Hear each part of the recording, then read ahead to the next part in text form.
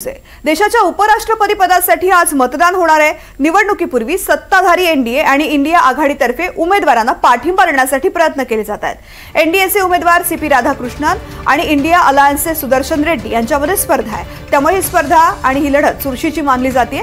भारताचे नवे उपराष्ट्रपती कोण हे जाणून घेण्याची सर्वांनाच उत्सुकता आहे। पावसाळी अधिवेशनाच्या पहिल्याच दिवशी तत्कालीन उपराष्ट्रपती जगदीप धनखड यांनी प्रकृतीचं कारण देऊन राजीनामा दिला होता। त्यानंतर निवडणूक आयोगानं उपराष्ट्रपती पदाच्या निवडणुकीची प्रक्रिया सुरू केली। या निवडणुकीमध्ये संसदेच्या दोन्ही सभागृहाचे विद्यमान खासदार मतदान करतात। सध्याच्या परिस्थितीमध्ये लोकसभेत 542 खासदार आहेत, तर राज्यसभेमध्ये 239 खासदार आहेत। त्यापैकी बिजू जनता दल आणि भारत राष्ट्र समिती म्हणजेच बीआरएसचे खासदार मतदानामध्ये भाग घेणार नाहीत। त्यामुळे एकूण मतदारांची संख्या 770 वरती आली असून 336 मतं जिंकणाऱ्याला त्या उमेदवाराचा विजय निश्चित आहे। विद्यमान परिस्थितीमध्ये सत्ताधारी एनडीए 427 खासदार आहेत, तर इंडिया आघाडीकडे 315 मतं आहेत। पण हे मतदान गुप्त मतदान पद्धतीने होतं, त्यामुळे पक्षादेशाच्या पलीकडे जाऊन मतदान होण्याची शक्यता असते। गेल्या वेळी एनडीएला 527 मतं मिळाली होती। या संदर्भातली माहिती देतात रामराजे शिंदे। रामराजे, खरं तर आज दिल्लीकडे सगळ्यांचंच लक्ष आहे, कारण उपराष्ट्रपती पदाची निवडणूक होतीये। केव्हा या प्रक्रियेला सुरुवात होणार आहे? पुन्हा एकदा आपण रामराजे यांच्या बरोबर संपर्क करण्याचा प्रयत्न करूयात। बिलकुल, बोला सर, बोला। बिलकुल, उमेदवार सीपी राधाकृष्णन जे की महाराष्ट्राचे राज्यपाल पण आहेत, ते नवीन महाराष्ट्रात इथे थांबले होते।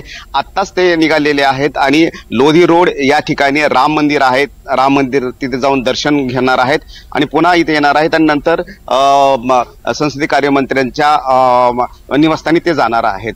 त्यामुळं राम मंदिराचं दर्शन घेऊन भगवान रामाचा आशीर्वाद घेऊन आजचा दिवस सीपी राधाकृष्णन हे सुरू करणार आहेत आणि 10 वाजता सकाळी पंतप्रधान नरेंद्र मोदी हे मतदान करणार असल्याची माहिती मिळते आणि त्यामुळे सगळ्यात अगोदर आणि लवकर जे होणार आहे मतदान ते नरेंद्र मोदी यांचं होणार आहे। त्याचबरोबर रणनीती जी आहे ती एनडीएने आखलेली आहे आणि त्या रणनीतीनुसार काल अर्जुनराम मेघवाल यांनी एनडीएतल्या घटक पक्षांसोबत बैठका घेतलेल्या आहेत आणि त्यामध्ये श्रीकांत शिंदे आणि त्याचबरोबर त्यांच्या शिवसेनेच्या खासदारांची पण बैठक घेतलेली आहे। संपूर्ण माहिती दिलेली आहे, ट्रेनिंग दिलेली आहे आणि त्यानंतर आता थोड्याच वेळामध्ये भूपेंद्र यादव यांच्या निवासस्थानी ही बैठक असणार आहे, जे की महाराष्ट्रातील सर्व एनडीएचे खासदार इथे उपस्थित असणार आहेत आणि एक ब्रेकफास्ट स्ट्रॅटेजी जी आहे ती आखली जाणार आहे। त्यांच्यासोबत चर्चा केली जाणार आहे, मतदान कशा पद्धतीने केलं जाणार आहे, काय त्या संदर्भाची सुद्धा भूपेंद्र यादव माहिती देणार आहेत आणि एक महाराष्ट्राच्या संपूर्ण खासदारांची मोठ बांधली जाणार आहे आणि त्यामुळं कुठेतरी एक स्ट्रॅटेजी जी आहे ती स्पष्टपणे एनडीएने आखलेली आहे की आकडा जो आहे तो फोडू द्यायचा नाही कोणताही। आपले खासदार जे आहेत ते इंटॅक्ट राहावेत, सगळे एकत्र राहावेत आणि सोबत राहावेत आणि त्यामुळेच ही स्ट्रॅटेजी जी ती आखलेली आहे। काल इव्हिनिंगला डिनर डिप्लोमसी आणि आज सकाळी मॉर्निंगला ब्रेकफास्ट डिप्लोमसी आणि प्रत्येक खासदारावर लक्ष देण्यात आलेलं आहे। कशा पद्धतीने मतदान करायचं त्याचं ट्रेनिंग सुद्धा देण्यात आलेला आहे। त्यामुळे आजचा दिवस हा महत्वाचा आहे। जो कल जो दिसून येतोय तो कल स्पष्टपणे दिसून येतोय एनडीएच्या बाजूने आहे, कारण बीजेडी, बीआरएस आणि त्याचबरोबर आणखीन एक अकाली शिरोमणी दल जे आहे हरसिमरत कौर या सुद्धा मतदानापासून अलिप्त राहणार आहेत। त्यामुळं जो आकडा आहे 12 मतं कमी होतात, याचाच अर्थ की बहुमत जे आहे ते आणखीन कमी झालेलं आहे आणि याच्यामुळे एनडीएचं बळ जे आहे ते आणखीन वाढलेलं आहे जिंकण्याचं। निश्चित रामराजे, एकूणच 10 वाजता या मतदान प्रक्रियेला सुरुवात होणार आहे। मतदान प्रक्रिया, त्यानंतर मतमोजणी आणि निकाल, या संपूर्ण प्रक्रियेसाठी किती काळ लागण्याची अपेक्षा आहे?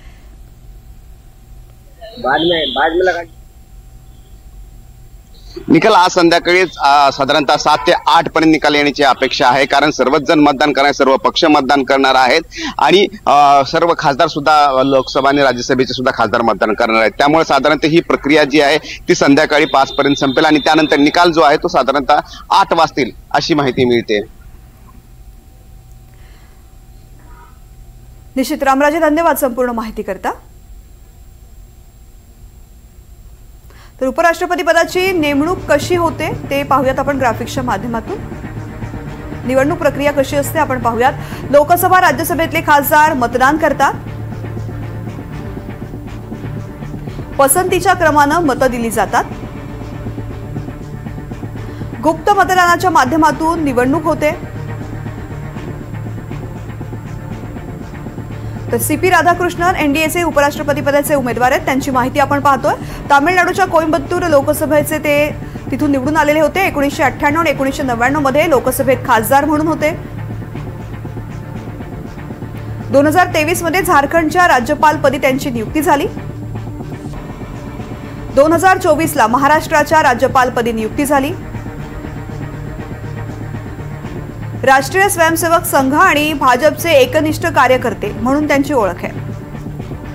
तामिळनाडूमध्ये भाजप प्रदेशाध्यक्ष म्हणूनही जबाबदारी त्यांनी पार पाडली आहे।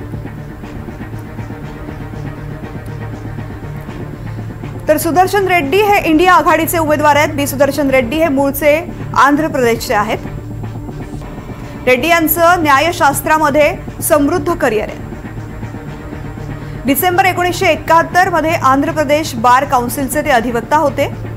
आंध्र प्रदेश उच्च न्यायालय, गुवाहाटी उच्च न्यायालयात सुद्धा ते कार्यरत होते।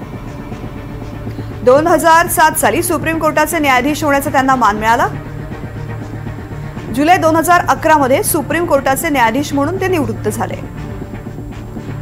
तेलंगणात सामाजिक, आर्थिक, शैक्षणिक, रोजगार, राजकीय, जातीवरील आधारित सर्वेक्षणामध्ये त्यांची महत्त्वाची भूमिका राहिली आहे।